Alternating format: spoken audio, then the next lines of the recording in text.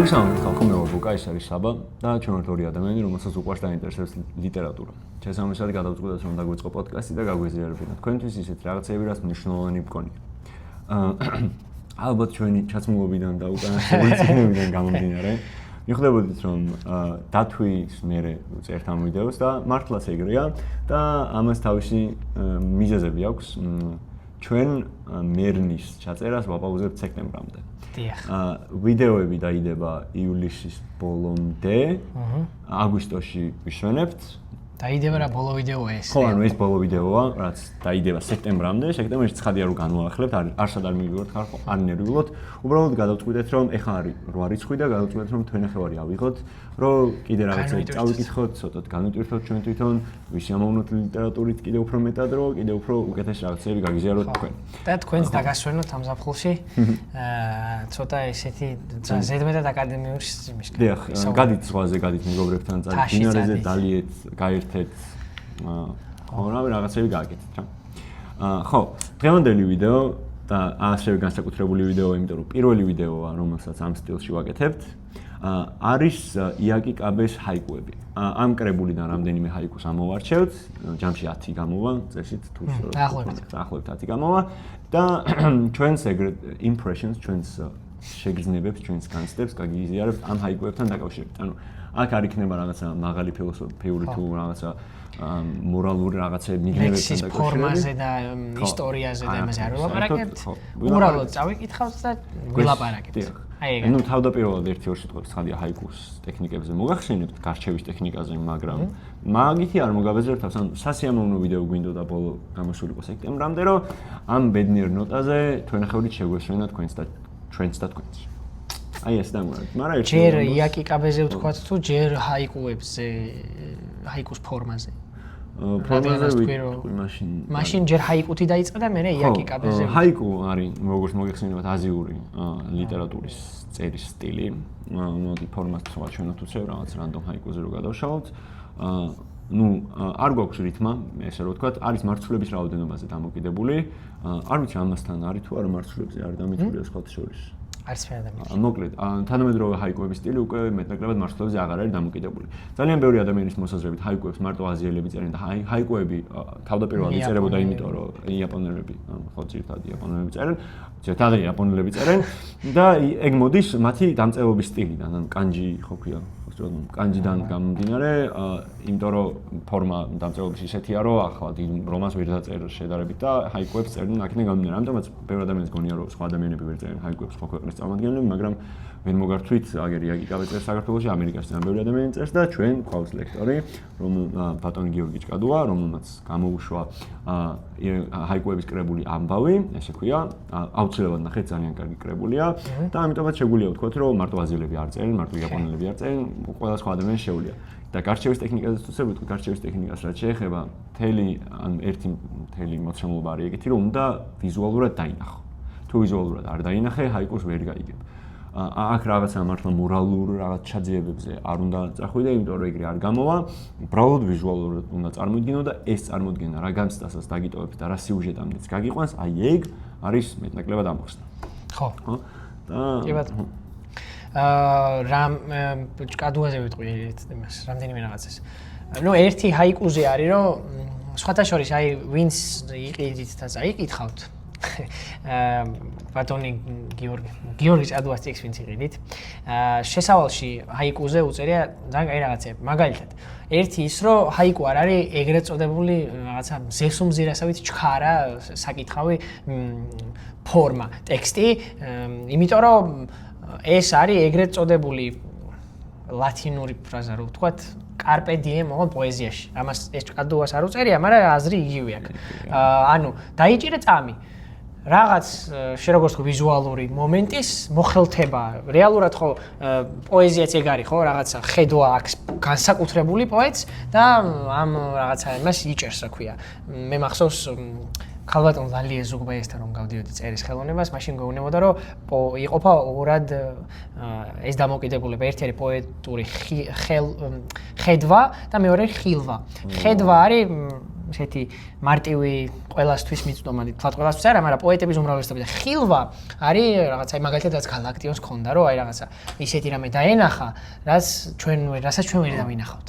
და ამიტომ ჰაიკუ არის რაღაცა ამ ზღვარზე და ხშირად ხილვაში გადადის.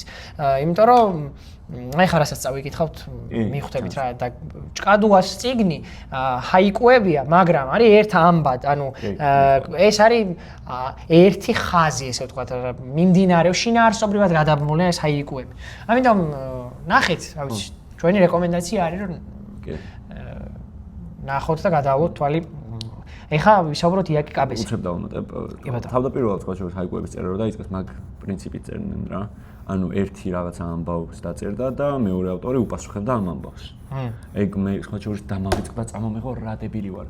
მათ დაბადების დღეზე მათ ჩუქა თამარ მაჩუქა სხვა შორის ჰაიკუების კრებულია ინგლისურადაა ოღონდ და თან ჰაიკუებია და თან ანუ რას ნიშნავს ჰაიკუ ზოგადად როგორ წარმოიშვა ჰაიკუები და თამარ ბოდიში ესეც საჩუქარი აჩუქე ადამიანს და კარგი საჩუქარი. ხო, მეც მიცდია არ გამომივიდა. არა უშავს. ყველაფერი ვერ გამოგივალ უკვე ხა. ფეხბურთი გამოგდის. ფოლკნერი გავიგე და. დიო. მაშინ კმაყოფილი ვარ სრულიად. ჩემი მიღწევები დაწი. ბატონო. ეხა ამ წიგნს აწერია უკან ეროვნული ბესტსელერი. და ვთქვათ იაკი კაბეზე 2-3 სიტყვა. ყველა მიცის ალბათ რომ იაკი კაბე არის ფსევდონიმი და რეალურად არის ირაკლი კაკაბაძე. თანამედროვე ქართველი ავტორია და დაიბადა 1982 წლის 17 ნოემბერს და ძალიან ისეთი სასიამოვნოა, როცა ასეთ ახალგაზრდა ავტორს ხედავ ასეთ პოპულარულად. პოპულარულობა ცოტა სახიფათოა, იმიტომ რომ ბევრი ავტორი ვიცით ისტორიიდან, რომელიც თავის დროზე პოპულარული იყო, მაგრამ დღეს არ არის, მაგრამ ვეჭობ რომ იაკი კაბეს ეს დაემართოს, ხო. ეს არის ის გამონაკლისი, როცა აწყოშიც პოპულარულია სიცოცხლეშიც და მერეც დიდი ხნის მერეც აუცილებლად იქნება ისეთ თავის ადგილს დაიმკვიდრებს.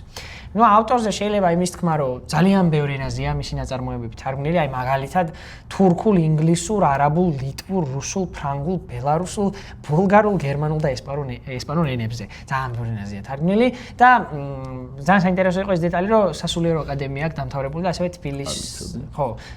თბილისის და პეტერბურგის უნივერსიტეტებში აქვს განათლება მიღებული. ძალიან ახალგაზრდა ავტორია რეალურად წერლობის პერსპექტივიდან და ჩვენ თუ ვინმეზე შეგვიძლია ვთქვათ უნიჭიერესი.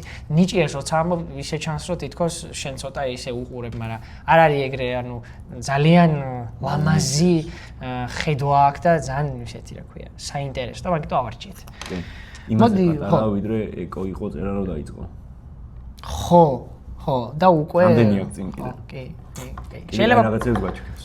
პროზაც. კაი, დავიწყოთ. ეხა წავიკითხავთ და რას უბრალოდ აი რას მოგვადგება იმას ვილაპარაკებთ. ეს არ არის რაღაც პრეტენზია ლიტერატურული ანალიზისა, იმიტომ რომ არ გონია რომ პოეზიაზე ეგრე უნდა ვილაპარაკოთ. აი წარმოიდგინეთ რომ 2-3 ჭიქა დავლიეთ სამეგობრომ და ვიღაცამ სახლში დააძრო ეს. ებული და უბრალოდ უნდა მივიღოთ სიამოვნება და ჩვენი აზრი გამოვხატოთ. კი ბატონო. აი მოდი აი მაგალითად აი პირველ რაღაცები გადაკეცილი გვაქვს და პირველივე რაც ამოვიდა იმას წავიკითხავ. ამ ქვეყანაზე ამ უდიდეს მწუხარებაში ალუბლისხევ ხარ ერთადერთი შვება სულისა. ხო. მე დავუშვი ძალიან დიდი შეცდომა. ეს რო ვიყიდე, წავიკითხე მზესუმზირასავით. გიორგი ჭადუას რო გამოვეხმაუროთ ესე ვთქვათ. და ხო, ამიტომ ვერ მაქვს აღქმული ისე კარგად როგორც უნდა აღმექვა.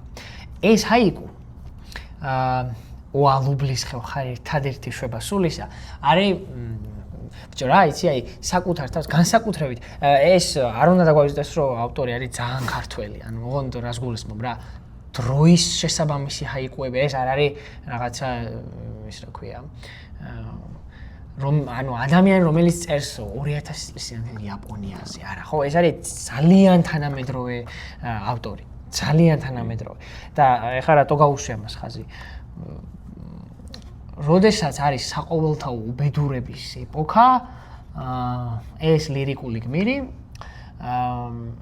მაინც ნახულობს შვებას ოღონდ ისეთ მარტივ რამეში რაც არის ალუბლისხევი და მე მგონია რომ ამას რო კითხულობ სალაპარაკოდ ძალიან რთულია, იმიტომ რომ ყველაზე პირადი მაგალითები ამოგიტივტივდება და მეც ამომიტივტივდა ალუბლის ხეზე ზუსტად ალუბლის ხე. ჩემ ბავშვობიდან. ხო და ეზოში. ხო, ეზოში. ჩემი სახლის უკან, ჩემი დიდი ბების დარგული ალუბალი, რომელიც გამხმარია ეხა. ხო და მე რამდენიმე დღის წინ ვიყავი სოფელში ჩასულმა. ხო. მეუბნება ბებია ჩემი, რომ იმ ხალმა სახლი გაყიდაო. ახ მეთქი, რომ მეთქი ვერ მეხუთი თავიდან. იმანო იქ რო ცხოვრობს. რომ ალუბლის ხე როღობის აქეთ გადმოდის მეთქი, მაგან მეთქი. ხო. ახ მეთქი ბიჭო, გამიგხდა. ძალიან ტრაგიკული. მე კი ვთქვი რაღაცა ისეთი განცდები იქით არ გვინდა გასვლა მეთქი, მაგრამ მე ყოველ დარწმუნებული ვარ, რომ ეს ჰაიკუ არის პასუხი ერთ ჰაიკუზე, რომელიც არის გენიალური ჰაიკუ, რომელიც ზეპირად მახსოვს და ჩავწერე. ო ალუბლებო, ყვავილებით მიწადათოვით დაფარეთ, ჩემგან წასასვლელი ყველა ბილიკი. ეს ბიოზე არ გეწერა. ბიოზე ვწერე. მახსოვს ხო? პასუხი ამ მგონია მაგის. ძალიან საინტერესო. ამბავი აქედან პასუხა იმითი, რომ ქვეყანაზე ამ უდიდეს სუხარებაში ერთადერთი მშველელი ხარ ჩემია. კარგია. ყველას გვიგეს. მე ის არის რომ ძალიან დეპრესიულია, ძალიან სევდიანია, მაგრამ მაინც შვებასულისა რომ წერია ბოლო ორ სიტყვა და თითქოს აი რაღაცა ბოლოს მაინც მალამოდ გედება, მაგრამ მაინც ძალიან სევდიანი ის არის, რა ქვია. მაგრამ რო ფიქრობთ ამ ჰაიკუზე, ეხა ორივე ხო ფიქრობთ. ორივე ღიმილი გვადევს სახეზე. ხო. აი განსხვავება. კი. აბა, მიპოვოთ რომ აბა. თავსხმოწვი მამაც ვერ წაშალა სანაპიროზე გამთენიისას ტყიდან ჩუმად გამოსული ირმების კვალი. და ამაზე ჩვენ სოფელში ბიჭო, ეს ძალიან მაგარი ამბავია, რომ თავსხმოდ გახსენებს ბავშვობასაც, იაკიკაბე და განგაცდევინებს დიდობასაც ერთდროულად და დიდი მიგნება. და ეხა მაქსიმდებოდა სოფლის მთაში ძველი უაზი რო არის, მანქანები, მაგითი რო ავდიოდით და ეხა ირმებს რა უნდა ჩვენთან, მაგრამ არ ვიცი რომელიც ყოველის ნაფეხურები იყო, წვიმა იყო რა, ტალახი იყო წინა დღეებში და ავდივარ და გადმოვიხედე მანქანიდან და ამ ნაფეხურებს ხედავ. პატარა ვარ მაშინ ძალიან ალბათ 12-13 წელს, მაგრამ მახსოვს რა. და აი ულამაზესი იყო მართლა. რო წინა დღეს ნაწვიმარია, გამოდიხარ, ადიხარ მთაში რომელიც ძალიან გიყვარს და უცებ ხედავ ბუნებას. ბუნებას არა რაღაც გარეთ ბუნება, არამედ ბუნების კვალს, პროსტა კვალს. ხო. დიდი ამბავია იქ. კვალს რო ხედავ, ეგ ძალიან პოეტურია და არა. კი, და გახვედრებს რომ ან ცოცხალია ბუნებაც რა. არ არის რაღაც სტაგნატური მოცემული, არის რომ მოძრაობს. ყე არ გაჭრილა ჯი. წინა იმის არ იყოს ეპიზოდის. შემდეგი. ძალიან გეტყობა რომ იმას ქენი რა ქვია. ბოლომდე შეხვედი. უნდა დაინახო და ძალიან ამაზია რა. ეს წავიკითხეთ. ეს ვიდეო არ გვილაპარაკი არც ერთ ვიდეოში. აი აქ სულ არის რომ აი ეგ ძალიან და იმ ხელახმაზე ვლაპარაკობ და ახლა ასაწევი იქნება რომ იცოდე. არა უშავს. ცხადი. მოდი ხა წავიკითხავ მე-15 ჰაიკუს. სუსტი, მაგრამ ყველაფრის გამგე, სახელმწიფო ბიუროკრატი, სიგარეთ ხელში პოეტს ფულზე ელაპარაკა. ეს რატო იმას ვქენი, ცი გადავკეცი ამის ფურცელი. მე მგონია რომ ეს არის მათ შორის წინააღმდეგობა საკუთარ თამთანებს. მე რო ვთქვი რომ ძალიან ქართულია ეს პოეზია და ეხლა ამაზე ქართული რა არის სახელმწიფო ბიუროკრატი, რომელიც არის სუსტი და თან ყველაფრის მწოდნე, ყველაფრის გამგე. სიგარით ხელში, სიგარეტით კი არა, სიგარით. პოეტს ფულზე ელაპარაკა. ამაზე ქართული არ ვიცი რა უნდა იყოს, სამწუხაროდ და ჩვენ და სამარცხვინოდ. მაგრამ აი რა იცი, საკუთარ თავშიც უნდა აღმოაჩინო ჩემი აზრით ეს ორი არქეტიპი რა.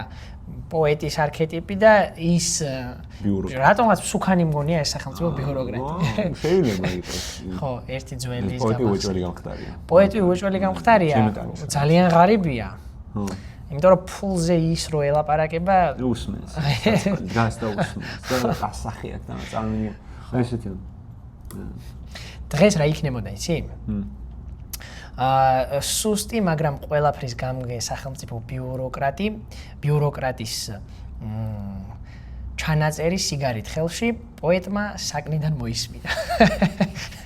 ეგრე იქნება ელაპარაკა არა ანუ პირისპირ აღარ დგანან ბიუროკრატები და პოეტები დღეს უფრო ისე დაშორდნენ. მაგრამ რომელი უარესია განცალკევებული თუ პირისპირ მდგომი ეგ საკითხავია. ძალიან მაგაზე ფიქრი არ მინდა. მაგაზე ფიქრი არც მე არ მინდა ხო? აქ ფიქრი არ მინდა. სადმე თუ დავდგებით სადმე რო დავდგებით ვიფიქრობ იქ კაცო. ხო. ეგ არის. მაგას უნდა იფიქრო ადამიანმა. ხო და მე საკუთარ თავშიც გუშინ უყურე რაღაცა ვიდეოს ხო გითხარი 8-ზე ჩამეძინა მეთქი დილა იგულისხმება და სკროლავდი ძალიან ბევრს. და ერთ მომენტში შემხვდა ვიდეო ერთი ბიჭი მიდიოდა მოხუც გაჭირვებულ ხალხთან ქუჩაში ფულს რო ითხოვენ და ეუნებოდა 20 თეთრი ხო არა გაქშია სახლიდან გამომაგდეს და ესენი რო აძლევდნენ აი აქედან იღებდნენ და ესე აძლევდნენ და მე ის რო უბრუნებდა და ფულს რო აძლევდა ხო იღებენ ეგეთ ვიდეოებს და მაგაზე გამახსენდა ანუ რა ვიფიქრე იცი რომ ბიჭო ისე არ წავიდნენ ეტა ხელიდან რომ ეს დამავიწყდეს მეთქი რა და როგორ შემეშინდა იცი ანუ ხო არაფერი საფუძველი არ მაქვს რომ არც წარსული და არც აწმყო გამოცდილება მაგრამ იმდენად შემეშინდა რომ ოდესმე ისე დაუბრმავდები რომ ამ სამყაროს საერთოდ ვეღარ დავინახავ რომ აი დილის 8 საათზე ერთი სული რომ მაქვს რომ ჩამეძინოს და მეორე დღეს რომ 1000 საქმეა მაგაზე დავიწყე ფიქრი რომ ბიჭო ესეთი რამე რო დამემართოს რა ვქნა მე ანუ ხო დამთავრებული ანუ მე ხო ცხოველი ხარ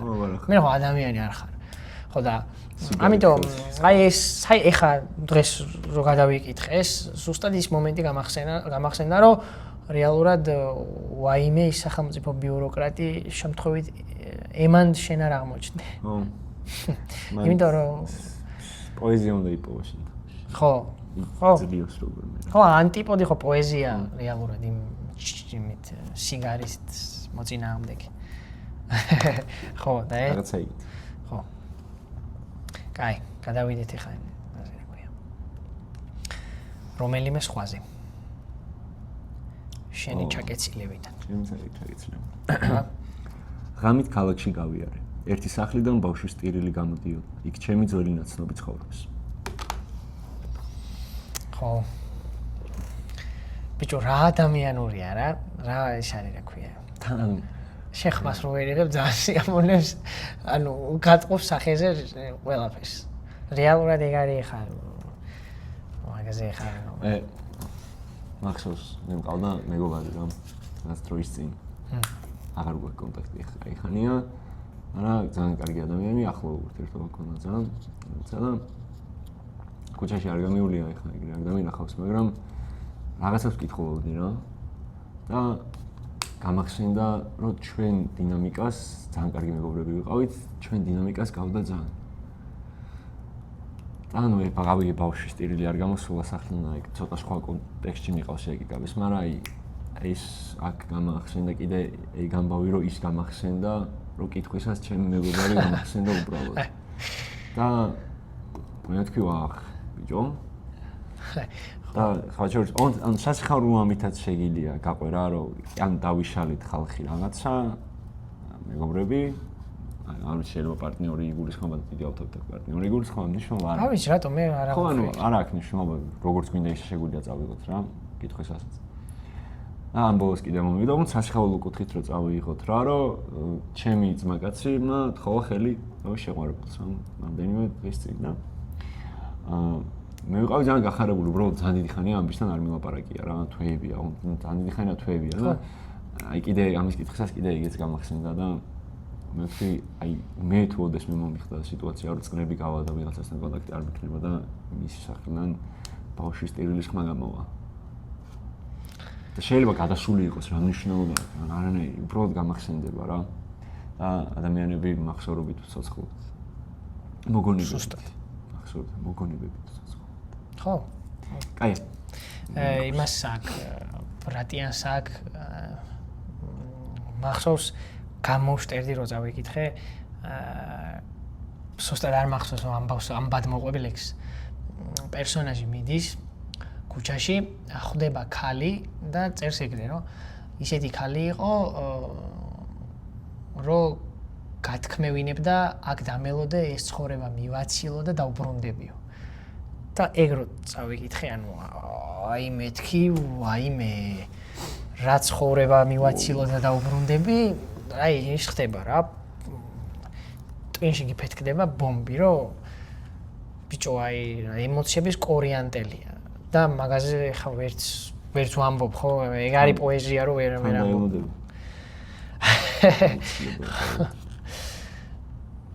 ხო. კაი. მოდი დავიკითხოთ სხვა.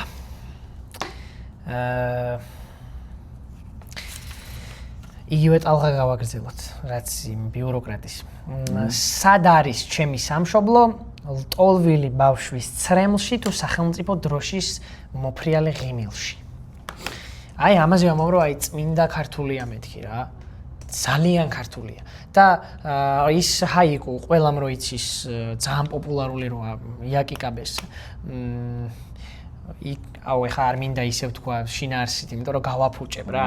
მოიცა აი აქ არის და წავიკითხო. 3 წელია რაც მეზობელმა ღობის იქით მოჭრა ლეღვის ხე, 3 წელია ღობის აქით არ ყვავილობ ჩემი ატამიო. აი ძალიან ფეიერვერკს რო ისვრის რა.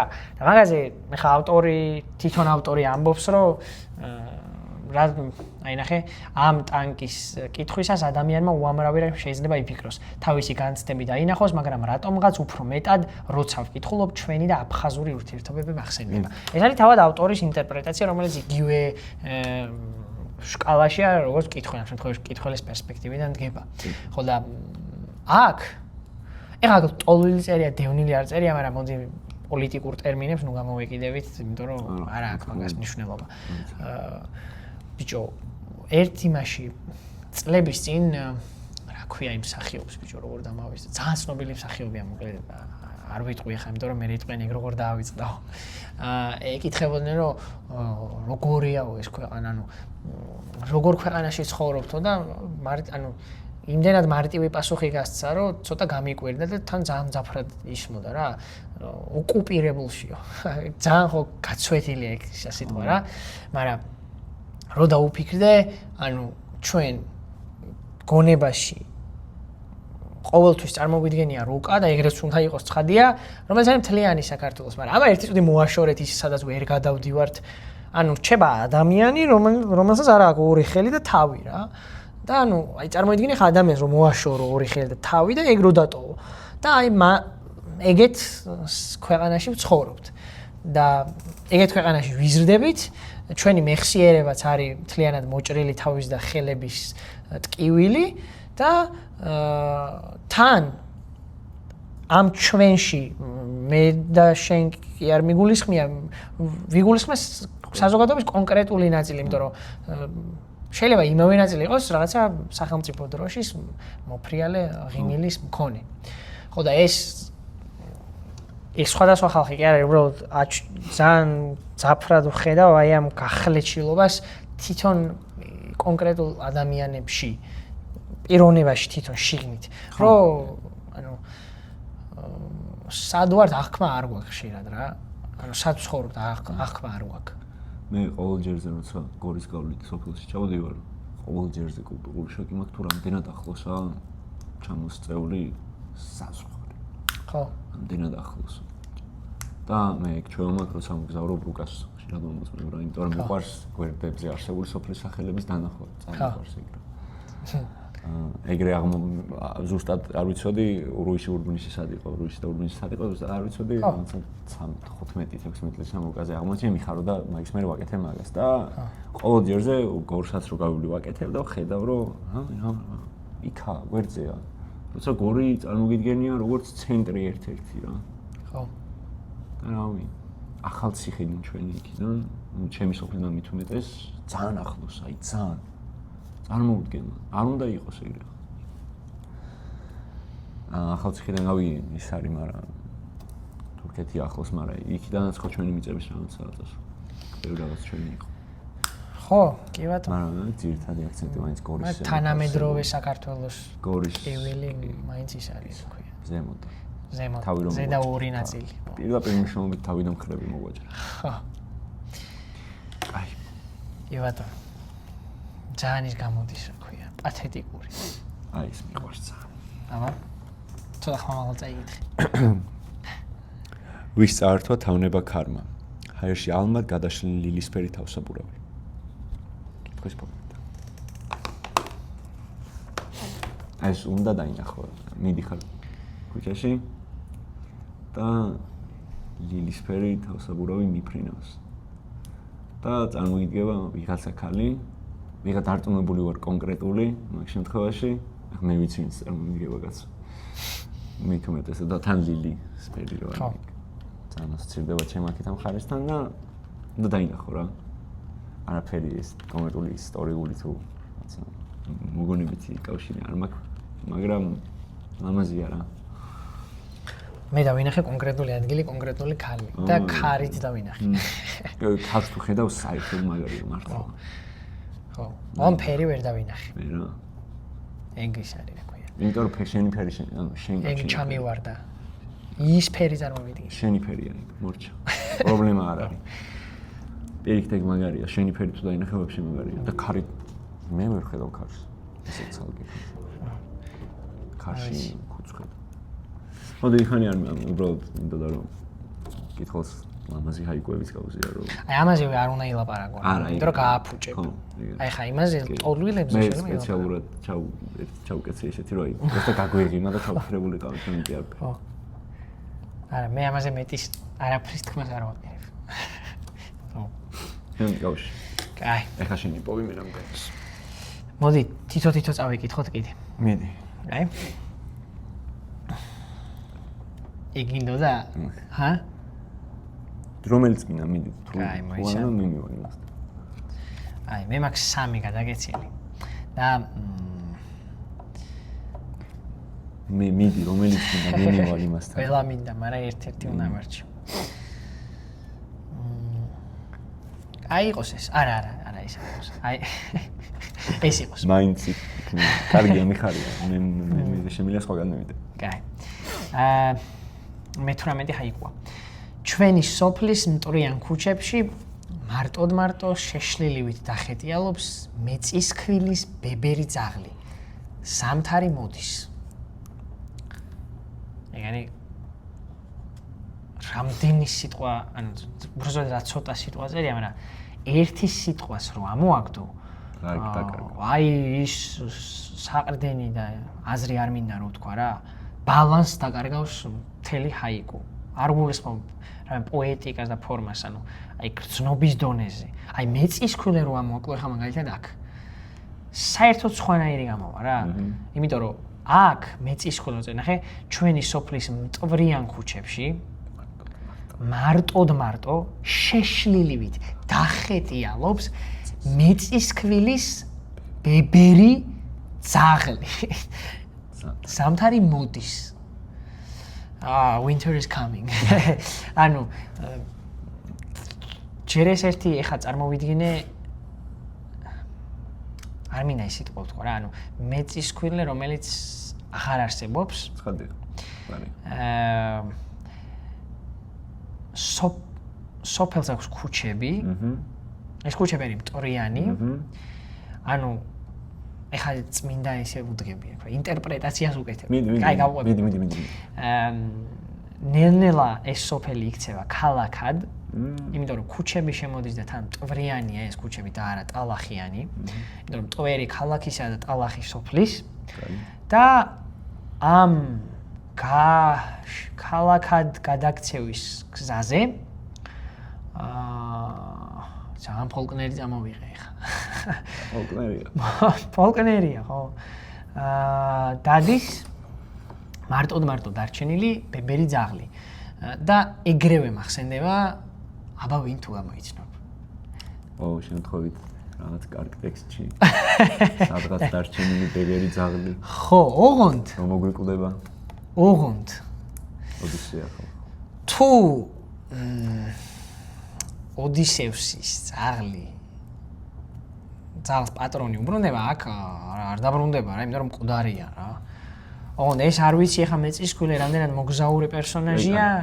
არის? მეწისქვილები არიან. ხო, საინტერესოა. მეწისქვილის ერთ-ერთი დავალება არის მოიტანოს და მიიტანოს ის, რასაც დაგქოს. დონ კიხოტი? წისქვილთან შეშლილივით დახედიალობს. შეშლილივით დახედიალობს. პირდაპირ დონ კიხოტია. პირდაპირ. და ოღონდ დონ კიხოტის ძაღლი ბიჭო, ბებერი ძაღლი. და როგორი ემუქრება, განადგურება ამ ახალი სამყაროს წესრიგით ყველაფერ ძველს. აუ ძალიან ცუდია.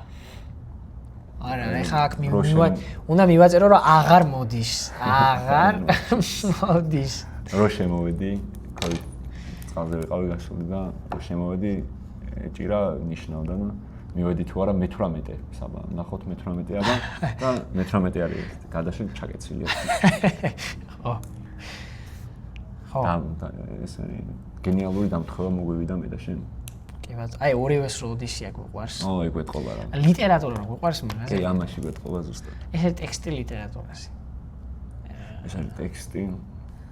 არ ვიცი რაზეა, მაგრამ ვახურებ, მაგრამ ღვთის ძაღლები ჩემ ერთ-ერთ ინსტაგრამის იმას ერქვა. ჰაილაითებს რო ინახავ. ხო.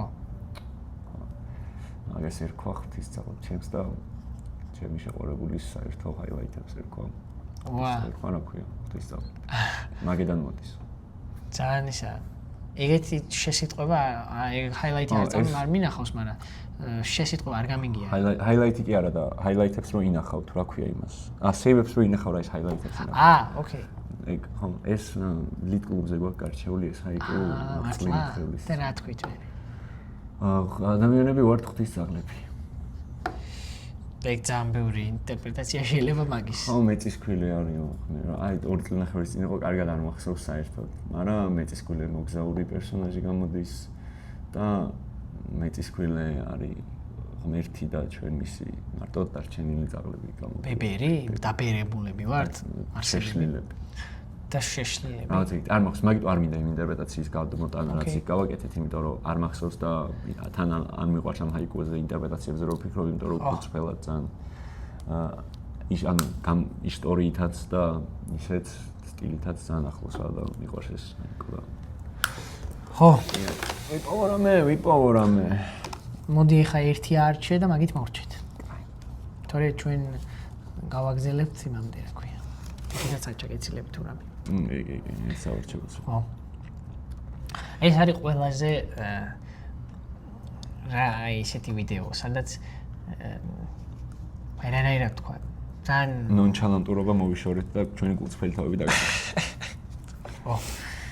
გისმენ აბა? არჩიე? მე კი არჩია თქო. არ მიყვარს ველი. აი ეგ არის ისიც ამბავიც რომ ერთი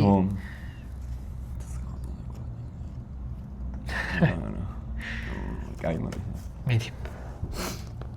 სიტყვა, მაიცა, სიტყვა რომელმაც ვერ გამოთქვა ჩემი სათქმელი ყველა სუფთა და გულწრფელი მეგულებოდა.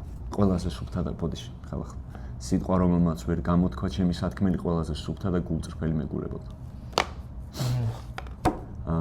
ბაურს ფაუგნერი იტყო და ის ხარ რაზეც დუმხარ. ფუ, და მართლა რამდენჯერ გქონია მომენტი რომ არ გითქვამს კი არა რაღაც, არ გითქვამს სხვა ამბავი. ვერ ამბობ. ხო. უბრალოდ აი მახსოვს რაღაც ლამაზ ხედებზე, მახსოვს რა სულ ეგრემოდეს, აი ლამაზ ადგილზე რომ მივდივარ, ლამაზ რაღაც ბუნებაში რაღაც შეხედავ, ვერ ვლაპარაკობ. ძალიან ლამაზი თუ არის, ვერაფერს ვერ ვამბობ, იმიტომ რომ ფიზიკურად შეუძლებელია ჩემთვის რა. და ყოველ დარწმუნებული ვარ, რომ ყველა ადამიანი ეგრე ვართ რა. რომ რეალურად ჩვენი გულწრფელი განცდები, ჩვენი გულწრფელი მიმართებები გამოიხატება იმ სიტყვებით, რომლებსაც ვერ ვამბობთ. იმიტომ რომ ეგ არის ეგ სიტყვებია, რომლებსაც ყველაზე მეტად განვიცდით. ხო, ანუ ცოტა მექანიკურად დავხსნი ხარ. აი რო წარმოიდგინო რაღაცა ქარხანა გონებაში, სადაც სიტყვები იწარმოება და მე რაღაც მექანიზმი, რაც ამას გარეთ გამოისვრის. და არის რაღაც სიტყვები, რომელიც აი ამ გამოსროლის მექანიზმში იჭედება.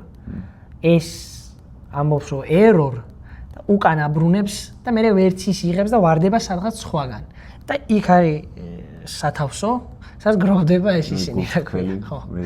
და ეგეთი რაც უფრო მეტი გაქვს, არ ვიცი კაია თუ ცუდი, მაგრამ ფაქტი ის არის რომ შეგრძნებითად, ანუ გრძნობით დონეზე, რაც უფრო მეტი გაქვს, ცხოვრება უფრო დაფრია რა, ანუ უფრო ახლოს არის, უფრო გრძნობრო ცხოვრობ, ცოცხალი ხარ რა. აი ეგ საცავი რაც უფრო ივსება. ხო და ამიტომ ძალიან ისე ყოფია. თუ არ არის პრობლემა. არ არის. მოდი ერთსაც წავიკითხავ ტელეფონში, მაგ და იაკიკავეში არ არის, მაგრამ ეს ძალიან მიყვარს რა. მიდი.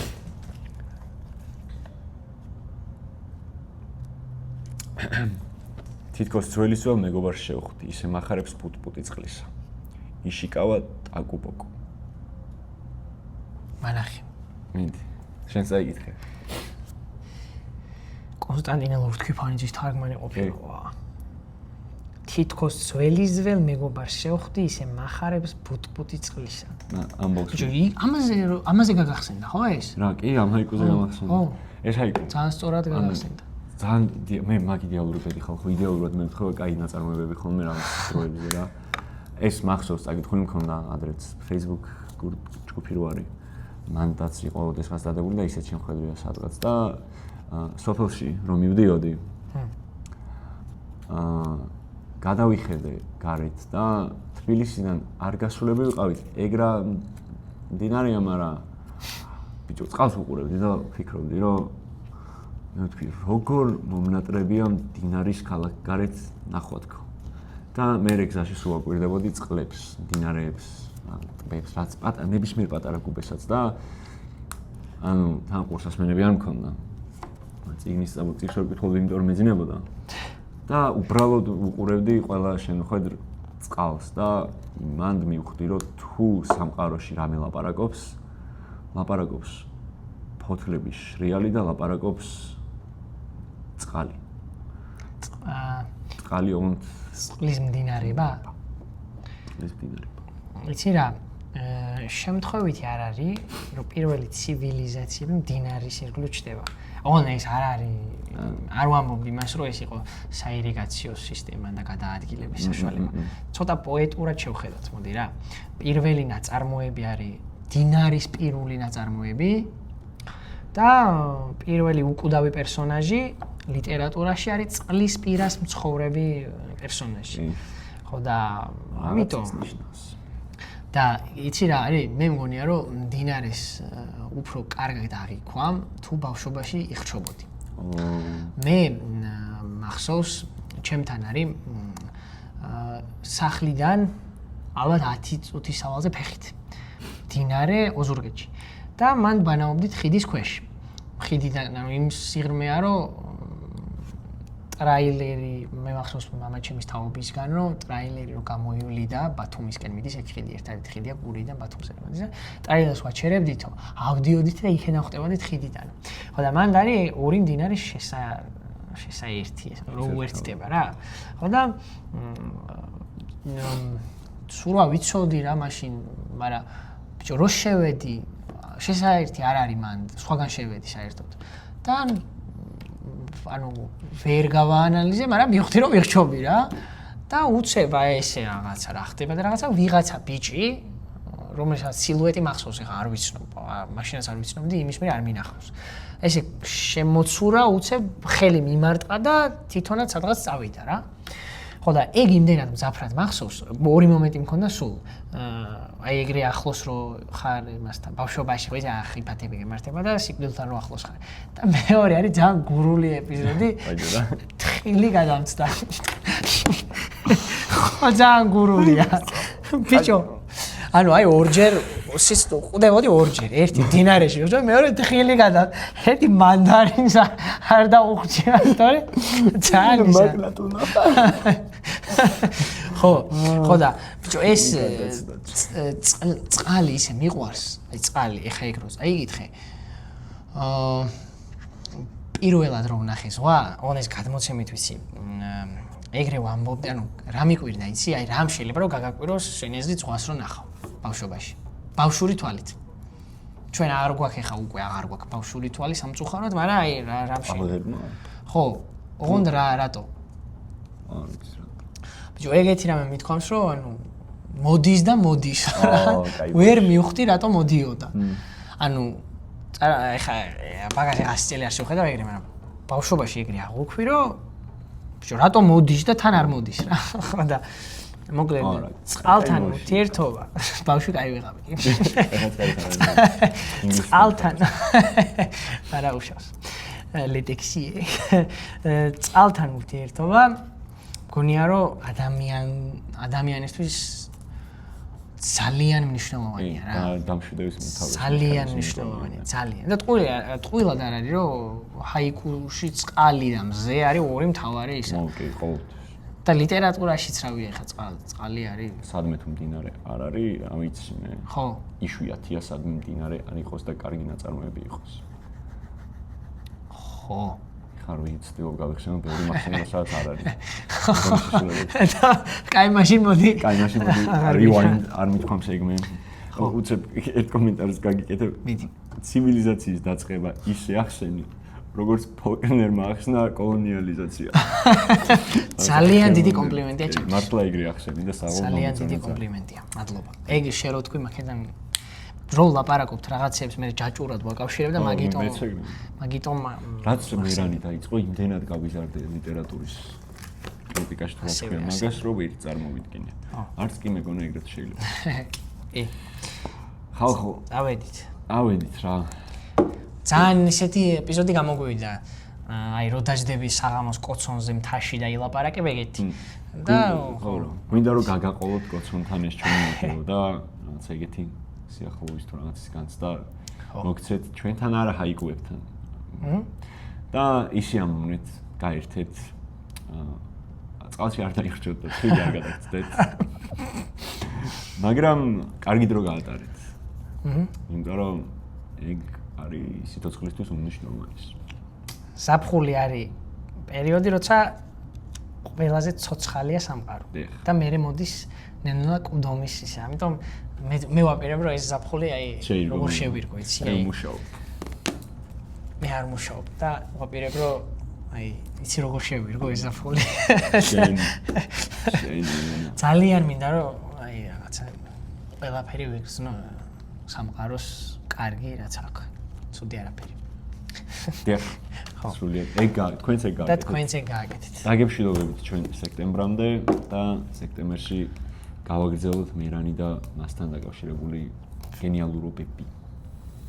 კარგად ვეყოლეთ და ბედნიერი დასვენება.